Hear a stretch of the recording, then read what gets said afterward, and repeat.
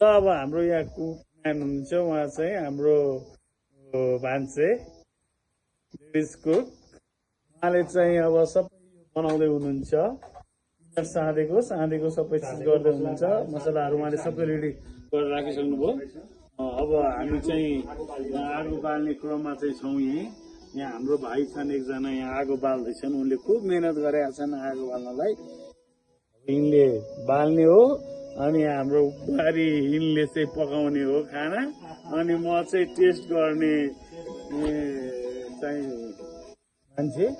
हाम्रो साथीभाइहरू दुईजना चाहिँ पानी लिन जानुभएको छ उहाँ चाहिँ यहाँ बत्ती बनाइदिने कार्यक्रममा चाहिँ गर्न खोज्दै हुनुहुन्छ उहाँहरू तल जानुभएको छ हाम्रो यो सानो कुटी कटेज यसरी हामी यहाँ बसेका छौँ यहाँ हाम्रो नेपाल बन्धु हुनुहुँदो रहेछ उहाँकै घर रहेछ यहाँ यो कुन ठाउँ रे ब्रदर यो जरसिंह पौवा नगरपालिका उहाँले चाहिँ एउटा सानो घर बनाएर यहाँ सानो टोयलेट अनि उहाँको चाहिँ भ्यू हेर्ने ठाउँ यहाँ बनाउनु भएको छ उहाँले आफ्नो एउटा सानो कुटी जस्तो बनाउनु भएको छ यो चाहिँ रमाइलो छ हजुर यहाँ एकदम रमाइलो छ यहाँ हामी साथीभाइ आज जमघट